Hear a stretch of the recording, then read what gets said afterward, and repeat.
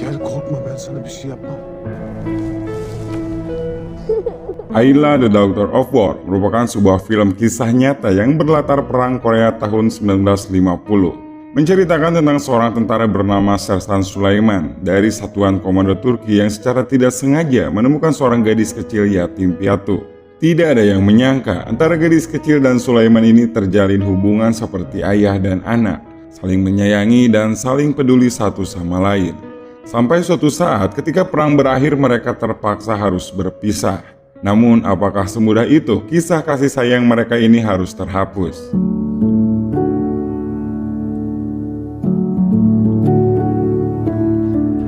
Cerita ini berawal di bulan Juni tahun 1950, tepat 5 tahun setelah Perang Dunia Kedua.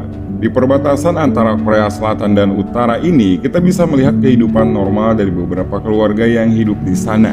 Mereka tampak tenang, menjalani hari-harinya dengan bahagia. Namun tidak lama setelah itu kebahagiaan mereka harus terenggut karena tentara Korea berusaha melakukan invasi untuk menguasai daerah Korea Selatan. Masih di bulan yang sama, kondisi perang antara Korea Utara dan Selatan ini membuat semua negara prihatin termasuk Turki. Di sini kita akan diperkenalkan dengan salah satu sersan bernama Sulaiman yang saat itu dipanggil atasannya untuk ditugaskan ikut bergabung dalam Satuan Komando Perdamaian PBB yang akan dikirim ke Korea Selatan. Sulaiman pun di sini menerima tugas tersebut walaupun agak berat hatinya karena harus meninggalkan kekasih yang sangat berarti baginya. Dan malam harinya Sulaiman pun langsung menemui kekasihnya Nuran untuk berpamitan. Awalnya Nuran sangat sedih karena ia sangat khawatir takut terjadi apa-apa nantinya. Namun Sulaiman langsung meyakinkan kalau perginya ini tidak akan lama dan ia juga berjanji setiap ada kesempatan ia akan selalu mengirimkan kabar dan setelah pulangnya nanti ia akan langsung menikahi Nuran. Pelukan pun akhirnya mengawali perpisahan mereka. Keesokan harinya di rumah Sulaiman sang ayah pun dengan sumringahnya memberitahukan bahwa dia telah menerima pesan telegram dari anaknya. Perasaan sang ayah pun sedikit berdebar karena sangkaannya anaknya akan segera pulang lalu menikah dengan wanita pilihannya. Namun setelah Nimet membacakan surat itu, ternyata isinya memberitahukan kalau Sulaiman ini akan pergi ke Korea. Tentu aja hal itu membuat sang ayah sedikit kecewa dan khawatir, apalagi Nimet yang terlihat sedih dan hanya bisa mendoakan Sulaiman agar kembali dengan selamat. Dan perlu kalian tahu, Nimet ini adalah gadis yang dijodohkan pada Sulaiman dan ia sering membantu dan datang ke rumah orang tua Sulaiman. Sesampainya di Korea Selatan, Sulaiman beserta pasukannya pun menuju perbatasan untuk bergabung dengan tentara Amerika yang sudah berada di sana. Di sepanjang perjalanan ia pun menyaksikan langsung tentang betapa mencekamnya negara tersebut. Banyak mayat yang bergelimpangan, anak-anak terlantar yang orang tuanya tewas menjadi korban perang. Tidak lama setelah itu sampailah di kamp Amerika. Di sini Sulaiman pun tetap sebisa mungkin menepati janji untuk mengirim pesan kepada Nuran dan juga keluarganya di rumah. Sulaiman memberikan kabar kalau keadaannya baik-baik saja dan mereka tidak perlu mengkhawatirkannya. Nuran yang membaca ini tentu saja sangat senang sekali termasuk keluarga Sulaiman yang selalu mendoakannya. Gak lama setelah itu ternyata beberapa hari ini Sulaiman tidak mengetahui kalau perang ini akan segera berakhir karena menurut temannya yang bernama Masud, musuh telah mundur dan meninggalkan Korea Selatan. Ali sahabat Sulaiman yang juga berada di sana sedikit kecewa mendengarnya karena mereka sudah datang jauh-jauh tapi mereka tidak melakukan apapun. Namun tidak lama kemudian tiba-tiba kamp tersebut diserang beberapa pesawat tempur. Pasukan Amerika, Turki termasuk Sulaiman pun berlarian mencari tempat berlindung sampai akhirnya ia bertemu dengan komandannya. Dan di kondisi yang genting ini Sulaiman beserta dua temannya diberi misi untuk mengantarnya ke kamp unit 9 untuk meminta bantuan. Di sisi lain ternyata kabar perang akan segera berakhir ini telah menjadi berita dan sampai kepada Nuran. Nuran yang membaca ini pun tentunya sangat senang karena kekasihnya akan segera kembali. Sampai-sampai Nuran bersama temannya pun mulai memikirkan baju pernikahan apa yang bakal ia gunakan nantinya. Namun sayang sekali padahal kenyataannya perang masih terus berlanjut dan malah semakin memanas. Di tengah perjalanannya menuju unit 9, tiba-tiba di malam yang sunyi itu mereka kembali menyaksikan fakta mengejutkan. karena di sekeliling tempat tersebut ternyata telah porak-poranda dan puluhan mayat pun bergelimpangan di mana-mana. Suasana kembali berubah tidak enak. Sulaiman yang khawatir akan adanya serangan tiba-tiba memberanikan diri mencoba mengawasi keadaan dengan menelusuri sekitaran tempat itu. Tiba-tiba saja Sulaiman kaget. Di tempat itu ia pun menemukan seorang gadis kecil yang duduk sendirian di samping mayat orang tuanya. Sulaiman yang melihat hal ini jadi nggak tega dan berusaha meraihnya.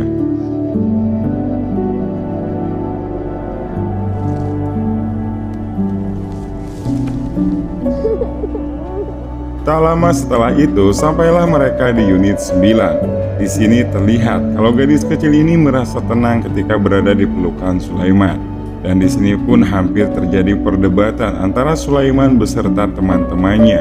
Di sini Ali menyarankan dengan bangganya untuk memberi nama anak itu dengan nama ibunya. Namun temannya malah tertawa karena nama ibunya Ali ini terlalu kolot dan jadi lucu kalau digunakan untuk gadis kecil ini. Akhirnya Sulaiman pun memutuskan untuk menamai gadis kecil ini Ayla yang berarti bulan purnama.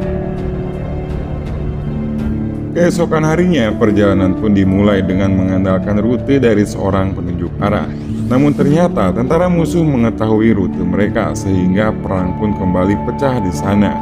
Sulaiman yang saat itu sedang bersama Ayla terpaksa harus berjuang mati-matian untuk melindungi jiwa dan keselamatan mereka. Dibantu oleh sahabatnya Ali yang merupakan seorang ahli tembak, nampak di sini bahu-membahu menghalau musuh yang muncul dari sana-sini. Namun sayangnya semakin banyak musuh yang dilumpuhkan justru semakin bertambah pula mereka yang datang. Kondisi pun semakin mendesak ke arah yang terburuk, namun untungnya bantuan kemudian datang dan segera ikut bergabung untuk menghalau serangan musuh. Lewat sebuah berita koran, peristiwa penyerangan terhadap tentara Turki ini rupanya sampai juga ke Nuran. Nuran pun menangis khawatir tentang keadaan Sulaiman. Dan hal yang sama juga berlaku untuk keluarga Sulaiman yang saat itu sedang di rumah. Suatu hari Sulaiman ditegur bahwa keberadaan Ayla tentu bakalan menghambat pekerjaannya. Selain itu hal tersebut juga bisa membahayakan nyawa anak itu sendiri, apalagi jika dibawa ke area peperangan. Mendapati teguran demikian, Sulaiman tetap mengatakan bahwa ia tidak bisa meninggalkan Ayla. Sampai suatu ketika, Sulaiman dan para tentara lainnya dikumpulkan untuk diberikan penghargaan. Namun tiba-tiba saja Ayla masuk ke tengah-tengah upacara dan membuat semua orang kaget. Tapi beruntungnya kemudian komandan dari Amerika itu langsung memeluk Ayla dan memberikan Sulaiman izin untuk mengurus dan menjaganya. Kisah bahagia ini Sulaiman juga sampaikan kepada keluarganya dan juga kekasihnya. Keluarganya yang mendengar kabar ini pun ikut bahagia mendengarnya, namun berbeda dengan kekasihnya.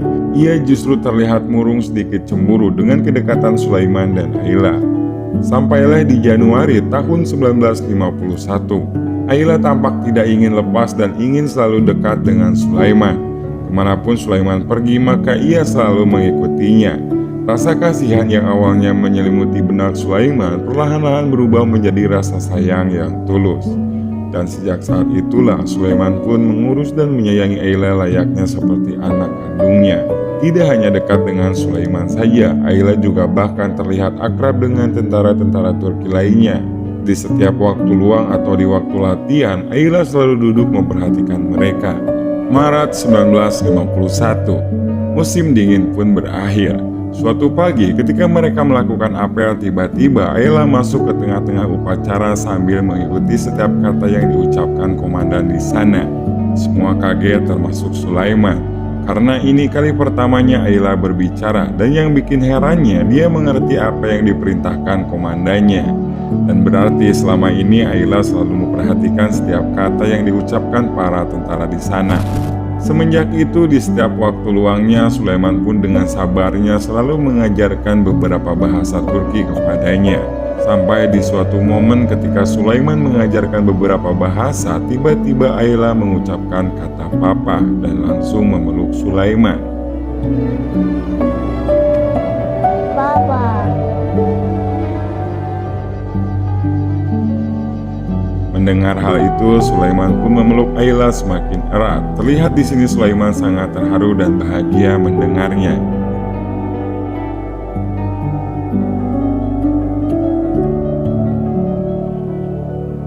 Suatu hari, Sersan Ali nampak ngamuk-ngamuk karena mendapat tugas dari kolonel untuk menjaga perbatasan. Padahal sebelumnya dia sudah merencanakan untuk pergi melihat konser Marilyn Monroe yang sudah lama menjadi idolanya.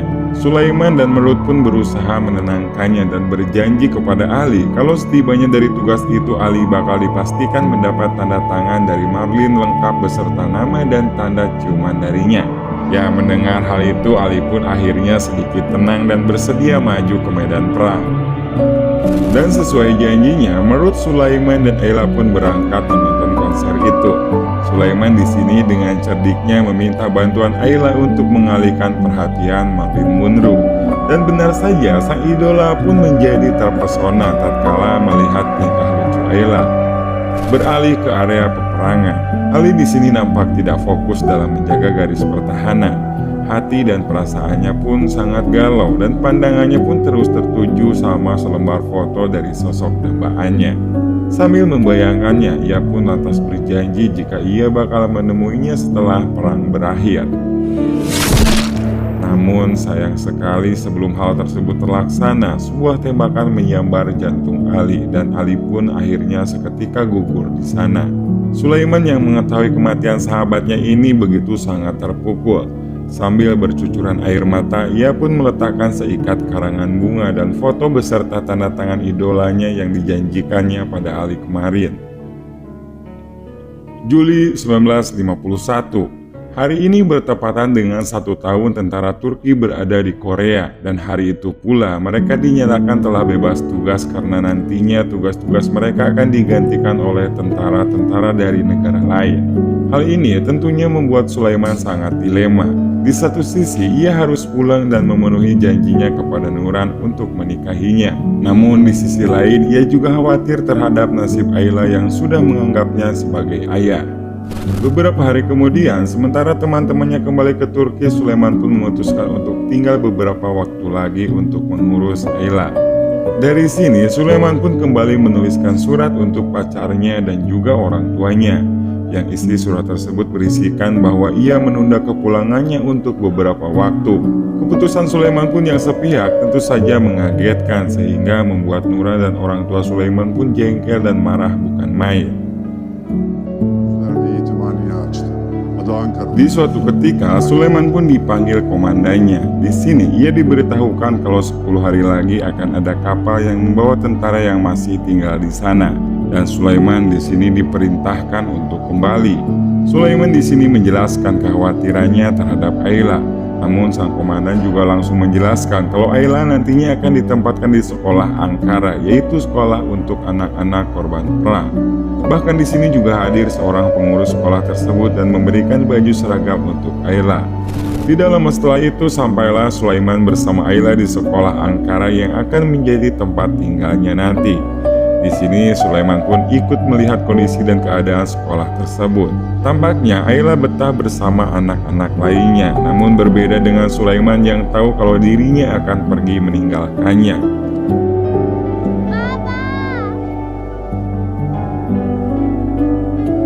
Namun tiba-tiba ternyata Ayla menyusul sambil menangis terseduh-seduh dan mengutarakan kalau ia nggak mau ditinggalkan Sulaiman.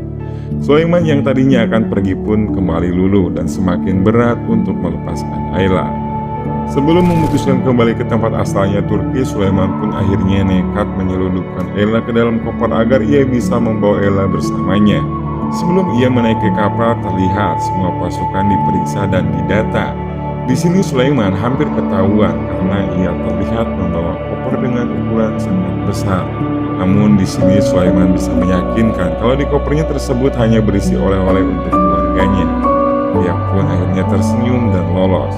Namun ketika ia baru beberapa langkah, tiba-tiba teman Sulaiman menghampirinya dan bertanya di mana Ayla berada. Semua yang berada di sana pun jadi kaget dan langsung membuka koper miliknya. Setelah rencana Sulaiman yang nekat itu ketahuan, ia pun semakin bimbang dan bingung. Apa yang harus ia lakukan agar tidak berpisah dengannya? Mesut pun langsung menjelaskan kalau Ayla akan lebih baik tinggal di sini dan suatu hari Sulaiman bisa datang ke sini untuk kembali menjenguknya. Akhirnya semua usaha Sulaiman berakhir dan terpaksa harus berpisah dengan Ayla. Kamu Ben gittikten sonra ağlamayacaksın. Doğru. Aferin. Dengan berat hati dan semua rasa sedihnya yang ia sembunyikan, Sulaiman pun berusaha menenangkan hati Ayla kalau ia berjanji nantinya akan kembali. Ayla sendiri yang masih lugu juga nggak bisa berbuat apa-apa selain menangis. Dan tangisan pun menjadi ketika tatkala Sulaiman menaiki kapal dan pergi meninggalkannya.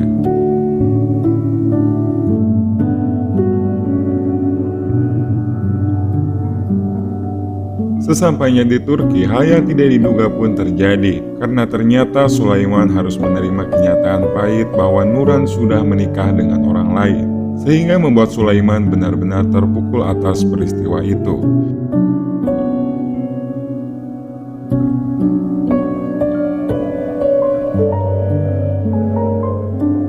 Lima bulan kemudian, akhirnya ia pun memutuskan menikah dengan gadis pilihan ayahnya yang bernama Nimet dan pindah ke kota lain. Pernikahan ini sebenarnya masih rada-rada canggung karena semenjak Sulaiman pergi dari Korea itu, ia pun masih tetap selalu memikirkan Ayla, sehingga sikapnya kepada Nimet kurang begitu perhatian. Namun karena Nimet ini memang aslinya perempuan yang baik dan juga sangat mengerti suaminya, ia pun akhirnya mengajak Sulaiman untuk membicarakan tentang Ayla yang selama ini mengganggu pikirannya. Di sini Sulaiman pun hatinya mulai terbuka dan langsung menceritakan apa yang menjadi kegelisahannya. Berbeda dengan Nuran, Nimet justru terlihat antusias untuk membantu suaminya dalam mencari keberadaan Ayla. Bahkan ia sendiri mengatakan kalau Sulaiman memang menganggap Ayla adalah anaknya, maka Nimet pun akan sama menganggap Ayla seperti anak kandungnya. Hari demi hari, bulan demi bulan, Nimet tidak pernah putus asa membantu Sulaiman dalam mencari keberadaan Ayla. Setiap ada informasi yang didapat, Nimet pun selalu menyempatkan untuk memberitahu Sulaiman. Sampai Sulaiman yang melihat kegigihan istrinya ini menjadi mulai membuka kembali hatinya. Usaha Sulaiman beserta istrinya untuk menemukan Ayla ini memang tergolong sangat sulit. Kesulitan ini sebenarnya sangat mendasar, semua karena Ayla tidak pernah menyebutkan nama asli Koreanya.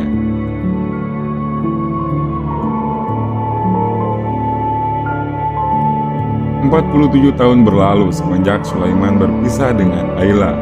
Saat ini Sulaiman dan Nimet sudah terlihat tua. Namun di setiap waktu luangnya, Sulaiman selalu menyempatkan untuk mengenang sahabatnya Ali, termasuk momennya bersama Ayla waktu itu. Juni 2002, di sini Sulaiman bertemu dengan wartawan dari Korea dan mendapat tawaran untuk menceritakan kisahnya bersama Ayla semasa perang dulu. Mereka ini ternyata sedang mencari narasumber untuk keperluan film dokumenter, dan jika Sulaiman bersedia bercerita, mereka juga berjanji akan membantunya mencari keberadaan Ayla. Mendengar hal itu, tentunya Sulaiman sangat senang karena menemukan Ayla adalah janji semasa hidupnya yang belum sempat ia tepati. Akhirnya di sini Sulaiman pun menceritakan semuanya dan memberikan semua foto kenangannya bersama Ayla. Dari sini kita beralih ke Korea. Wartawan yang sudah berjanji membantu Sulaiman pun mulai melakukan pencarian. Mereka mulai mencari dari arsip tempat sekolah Ayla dulu. Namun arsipnya beberapa sudah hangus terbakar dan hilang entah kemana. Mereka ternyata nggak menyerah begitu saja. Setiap ada informasi, sekecil apapun itu mereka tetap dengan teliti menyelidikinya. Sampai akhirnya mereka menemukan 6 nama yang sampai saat ini masih bisa dihubungi. Informasi ini mengantarkan wartawan ini kembali menemui Sulaiman. Di sini dia menjelaskan kalau orang-orang yang berada di daftar tadi mengenal Ayla. Bahkan di dalam video wawancara itu, seseorang menyebutkan kalau Ayla dulunya pernah diantarkan oleh seorang tentara. Mendengar hal itu, Sulaiman sangat senang dan merasa kalau tinggal beberapa langkah lagi bertemu dengannya. Keesokan harinya, wartawan ini mendapatkan informasi lagi kalau ternyata Ayla ini ditemukan dan ia pun langsung bergegas menemui wanita itu.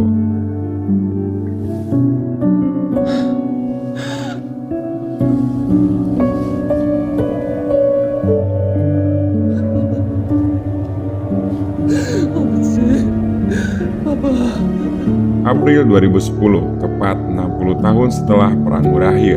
Di pagi yang cerah, Sulaiman beserta istrinya saat ini berada di Taman Angkara. Tempat ini adalah tempat yang sama di mana sekolah Ayla dahulu berdiri. Beberapa saat kemudian dari ujung taman, Sulaiman melihat seseorang datang menuju ke arahnya. Tidak perlu lama bagi Sulaiman mengenal siapa dirinya, dan tidak perlu bingung bagi Ayla untuk mengenal siapa ayahnya.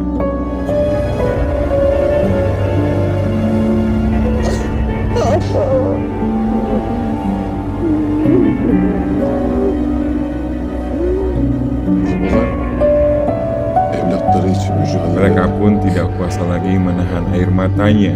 Tangis kebahagiaan mereka tumpahkan dalam pelukan. Pelukan hangat yang sudah 60 tahun mereka rindukan.